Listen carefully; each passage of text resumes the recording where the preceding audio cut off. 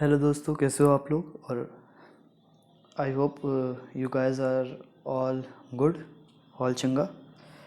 आज हम लोग स्टार्ट करने वाले हैं यूनिट 2, इकोनॉमिक रिफॉर्म सिंस 1991। हमने 1990 1950 से 1990 तक की इकोनॉमिक हिस्ट्री को ऑलरेडी पिछले 2 चैप्टर्स में हमने 3 पार्ट में पढ़ा, ब्रीफ में देखा। अब हमारे इकोनॉमिक को इकोनॉमिक रिफॉर्म्स की ज़रूरत थी और हम उस इकोनॉमिक रिफॉर्म्स को पढ़ने वाले हैं। There is a quote as always, there is a consensus in the world today that the economic development is not at all the GDP and is not measure of progress of society.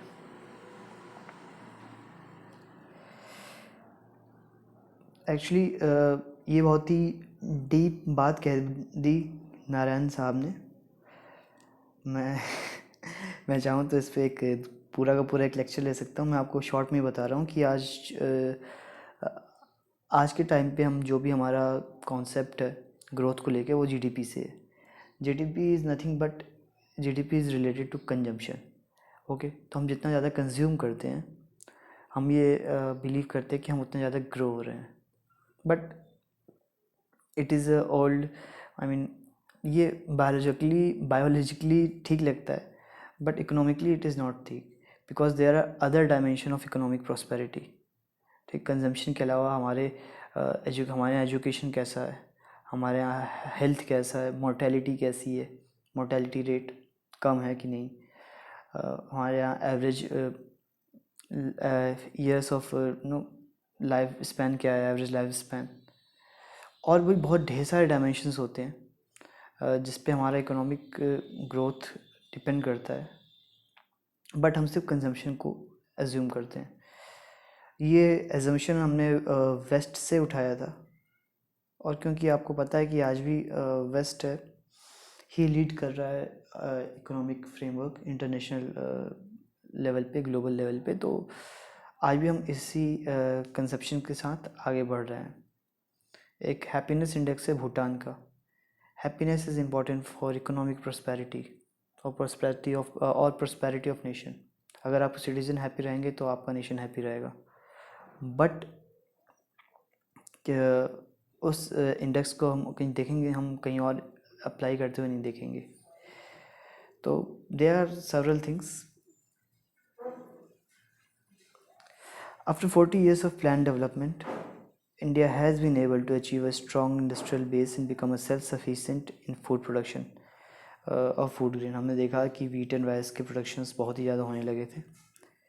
हमने देखा कि industries 1990 तक 246 diversification बहुत ही ज़्यादा हो गया था, और हमारे जो प्रोडक्शन था वो भी समथिंग 23-24% हो गया था।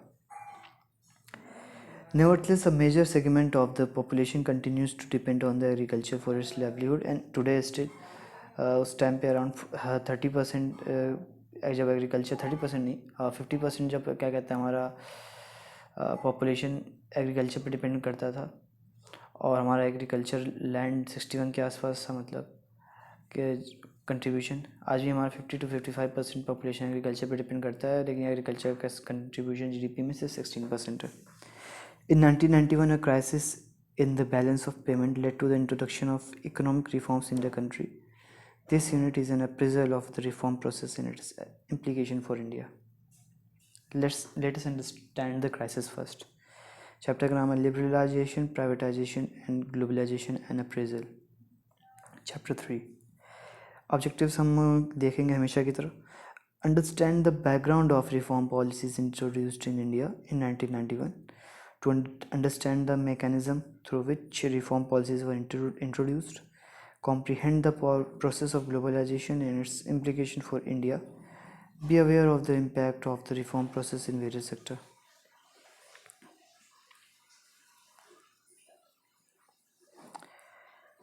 हमारी इकोनॉमी कैसी इकोनॉमी है? हमारी इकोनॉमी है मिक्स्ड इकोनॉमी।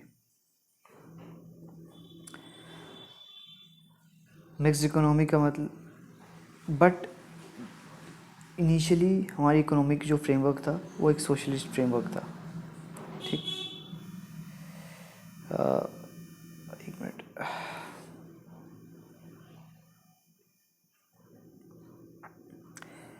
सोशलिस्ट फ्रेमवर्क था, हमने जो रेगुलेशन यूज़ किया था वो लाइसेंसिंग था, और लाइसेंसिंग का ओवर रेगुलेशन और मिसयूज़ होने लगा। मिसयूज़, जो मेजर इंडस्ट्रीज थी स्टेट ओन्ड थी, और क्योंकि ये स्टेट ओन्ड थी तो ये पब्लिक ओरिएंटेड थी, ना कि प्रॉफिट ओरिएंटेड। मेजर रिफॉर्म क्या था? Agriculture reform, green revolution, food security achieved, import petrol and other commodities का हाई इंपोर्ट था, कंपेरेटिवली एक्सपोर्ट हमारा वेरी लो था। इकोनॉमिक क्राइसिस 1991 में हमने फेस किया। हुआ क्या कि गवर्नमेंट के ऊपर जो एक्सटर्नल डेब्ट था वो बढ़ता गया, और government was not able to make repayment on its borrowing from abroad.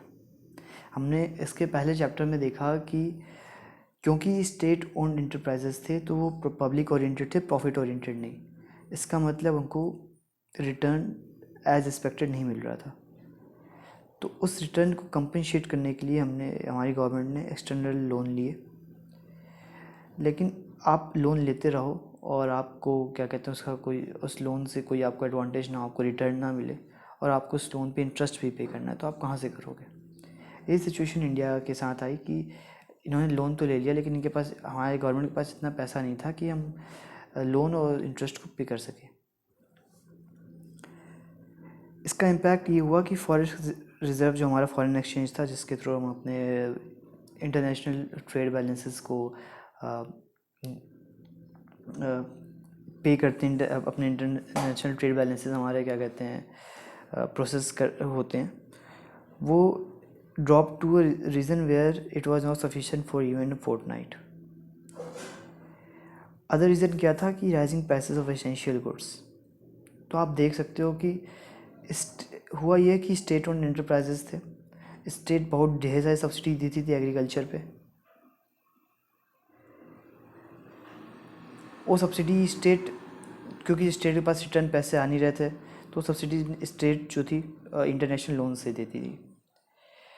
लेकिन एग्रीकल्चर से भी उनके पास इनफ पैसे नहीं आ रहे थे, क्योंकि एग्रीकल्चर जो था वो डिस्ट्रीब्यूशन में जाता था पुअर और अंडर प्रिविलेज लोगों को। तो हुआ ये कि एक टाइम के बाद इस सब्सिडी में असर आने लगा, जिसकी वजह से इनपुट कॉस्ट हाई होने लगा और एग्रीकल्चर के एसेंशियल कमोडिटीज़ के प्राइस हाई होने लगे। और इन सब के बैकग्राउंड में हमें ज़रूरत थी एक न्यू इकोनॉमिक पॉलिसी की। ठीक, अब हम थोड़ा सा सिस्टमेटिक वे में देखेंगे कि ओरिजिन कहाँ से हुआ और कैसे क्या हुआ। Origin can be trace from the inefficient management of the Indian economy in 1980s। जैसा कि मैंने सेकंड चैप्टर में ऑलरेडी मेंशन किया था कि जो हमारे सोशलिस्टिक फ्रेमवर्क पे जो हमारी पॉलिसी थी वो पब्लिक ओरिएंटेड थी, और क्योंकि पब्लिक ओरिएंटेड थी तो हमारे मैनेजमेंट ने प्रोडक्शन पे ध्यान नहीं दिया, मतलब सिर्फ अपने कंजम्पशन के अलावा एक्सेस प्रोडक्शन पे ध्यान नहीं दिया। तो मतलब एक तरह से इनएफिशिएंट मैनेजमेंट हमारा हो गया। जो हमारा इनएफिशिएंट मैनेजमेंट था, इनएडेक्वेट प्रोडक्शन था, और इनएडेक्वेट इसीलिए रिटर्न था हमारा। और इन तीनों के बैकड्रॉप में हमारा क्या कहते हैं, ये इकोनॉमिक क्राइसिस ओरिजिन होना शुरू हो गया। Implementation of policy, how it worked. Government need funds for policy implementation in general administration. Government को अपनी सोशलिस्टिक पॉलिसीज़ को इम्प्लीमेंट करने के लिए फंड्स चाहिए थे, लेकिन they were no mean for fund generation other than taxation in public sector enterprises. But public sector enterprises were highly public oriented, not profit oriented. क्योंकि ये पब्लिक ओरिएंटेड थे तो return was inadequate. Taxation not even, आज मैंने बताया कि बहुत ही low proportion of percentage of population tax pay करता है, उस टाइम तो परसेंटेज और लो था। Expenditure was getting greater than the income, और इस एक्सपेंडिचर को कंपेंसेट करने के लिए State start borrowing to finances the deficit from the banks and also from the people within the country and from the international financial institution. अब क्या हुआ, generally क्या होता है कि हम जो अपने इंपोर्ट पेमेंट को होते हैं, इंपोर्ट पेमेंट को हम कंपनसेट करते हैं अपने एक्सपोर्ट रिसीविंग से, जो हम एक्सपोर्ट से हम अपने पैसे लेते हैं, बट हमारे पास इस टाइम पे एक्सपोर्ट नहीं था। उस टाइम पे इन्वेस्टमेंट इन पब्लिक सेक्टर का मतलब ये हुआ कि हमारे पास कोई इमीडिएट रिटर्न का कोई मीन नहीं था। इसकी वजह से there was negative cash flow that started flowing in the government trade of balance of trade, sorry, lack of revenue generation and insufficient internal returns. Negative cash flow से क्या हुआ कि हमारी फॉरेन बोरिंग बढ़ गई, इसलिए क्योंकि हमको क्या करता है इस नेगेटिव कैश फ्लो को कंपेंसेट करना था। और ये कंपेंसेट कैसे किया हमने, फॉरेन बोरोइंग से।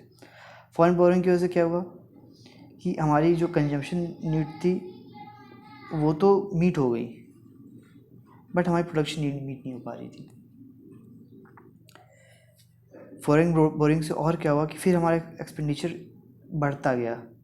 For short term it was relief, but आपने जब फॉरेन बोरोइंग किया तो आपको इस पर इंटरेस्ट भी पे करना है। तो आप समझ रहे हो मतलब कि एक तरह से गवर्नमेंट इस डेप्ट ट्रैप में फंसती चली गई। डेप्ट ट्रैप, एक्सपेंडिचर फिर से बढ़ गया क्योंकि गवर्नमेंट को इंटरेस्ट भी पे करना था। इस एक्सपेंडिचर को क्या कहते हैं, करने के लिए फिर से गवर्नमेंट ने लोन लिया। एट सेम टाइम एक्सपोर्ट पे गवर्नमेंट ने बिल्कुल भी ध्यान नहीं दिया, ठीक। और ये चलता रहा, ये सिलसिला चलता रहा तब तक कि जो हमारी बोरोइंग थी वो अनसस्टेनेबल हो गई और हमको कहा गया कि अब आप एक्स्ट्रा और बोरो नहीं कर सकते। हमको स्टेट्स ने, हमको इंटरनेशनल कंट्रीज़ ने मना कर दिया, मतलब बाहर कंट्रीज़ ने, इंटरनेशनल इकोनॉमिक इंस्टीट्यूशंस ने मना कर दिया कि हम आपको और लेंडिंग नहीं कर दे सकते। जब हमारे पास बोरोइंग नहीं थी तो हम सब्सिडीज़ और अलग पब्लिक ओरिएंटेड पॉलिसीज़ को अफोर्ड नहीं कर पाए, और उसकी वजह से क्या हुआ कि there were increase in price of essential. सब कुछ ठीक था, लेकिन जब there was increase in prices of essential then there was unrest in the country. Now, because of increase in prices of essential, there was increase in import to compensate, ठीक। अभी आपने देखा होगा पिछले साल की ओनियन के प्राइसेस बढ़ गए थे, तो इसको कंपेंसेट करने के लिए इंडिया ने इजिप्ट से इंपोर्ट करवाए ओनियन। लेकिन आप ये सोचो कि इंडिया ने अगर वो ओनियन भी क्या कहते हैं बोरोइंग पे इंपोर्ट कराया होता और इंडिया के पास इनफ पैसा नहीं होता कि उसको पे बैक कर पाए, तो क्या होता। Expenditure become greater than income, insufficient foreign funds, ठीक, insufficient foreign exchanges, unable to pay the interest, countries losing confidence, investor losing confidence in our country, and the ultimate result was no country of international funder was willing to lend India.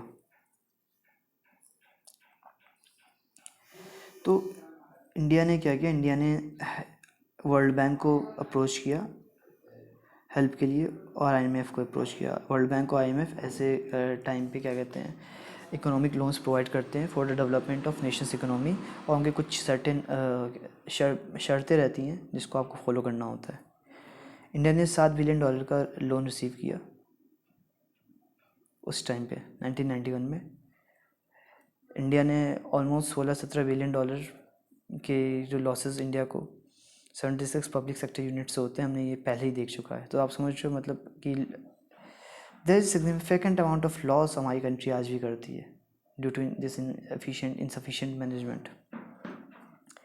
International agencies expected India to liberalize and open up the economy by removing restriction on the private sector, reduce the role of government in many areas, and remove trade restriction between India and other countries. एक economic industry index होता है जहाँ पे एक international index होता है economic, जो कि इंडस्ट्री कॉन्फिडेंस बताता है हर कंट्री में, और हर कंट्री के इकोनॉमिक पॉलिसीज़ को रेट करता है। तो मैं चाहूँगा कि एक बार आप वो इंडेक्स जाके पढ़ें, मैं एक बार उसको डिस्कस करूँगा आपके साथ। तो आपको उसमें आप देखेंगे कि इंडिया जो है काफ़ी नीचे रैंक करता था, और इन रिसेंट ईयर्स ही ओनली 5 to 7 ईयर्स ही उसने कुछ इम्प्रूवमेंट किए हैं।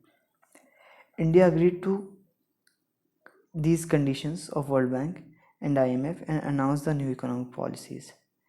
तो ये लिबरलाइजेशन का जो भी उनकी शर्त थी वर्ल्ड बैंक की, और to open the economy and to remove the barriers and restriction, to welcome the private players and to welcome the other international players in the market, इसको इंडिया ने एक्सेप्ट किया।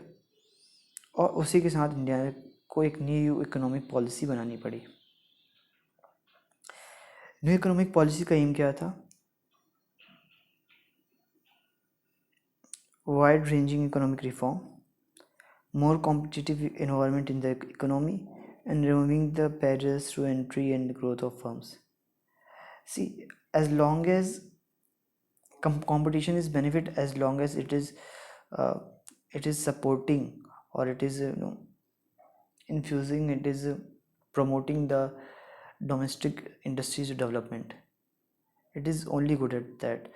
and हमें ज़रूरत थी क्या कहते हैं ऐसे कंपटीशन की जो कि डोमेस्टिक इंडस्ट्रीज़ को प्रमोट कर सके, क्योंकि अगर हमारा कंपटीशन आएगा तो हमारे डोमेस्टिक इंडस्ट्रीज़ और बेटर परफॉर्म करेंगे। कैटेगराइजेशन, जो हमारी न्यू इकोनॉमिक पॉलिसी है इसको दो पार्ट में कैटेगराइज किया गया। पहला था द स्टेबलाइजेशन मेजर्स एंड दूसरा था the structural reforms.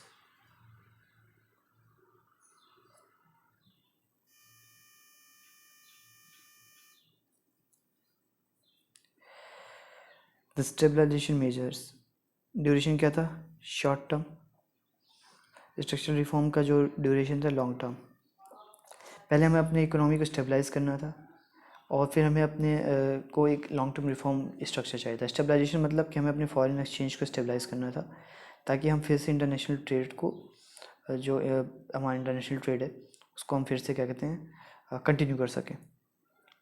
To correct the some of the weakness, इसका एम क्या था इसका स्टेबलाइजेशन मेजर का? To correct the some of the weakness that have developed in the balance of payment and to bring inflation under control. At the same time structural reform का measure aim क्या था? To improve the efficiency of economy and increasing its international competitiveness by removing the rigidities in various segment of the Indian economy. In short ये कह रहे थे कि आप अपनी इकोनॉमी को ओपन करें, अपनी जो गवर्नमेंट रेगुलेशंस हैं उसको क्या कहते हैं कम से कम आप इंटरवीन करें, ऐसी पॉलिसीज़ को प्रमोट करें जहाँ पे गवर्नमेंट कम की जो इंटरवेंशन है वो कम से कम हो। ठीक, इंटरप्रिटेशन देखते हैं। There was need to maintain sufficient foreign exchange reserves and keep the rising prices under control. Opening market for private players, reducing the government interference, etc.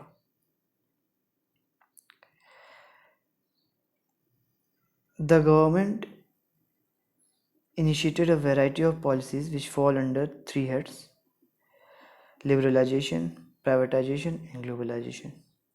ठीक, लिबरलाइज करना,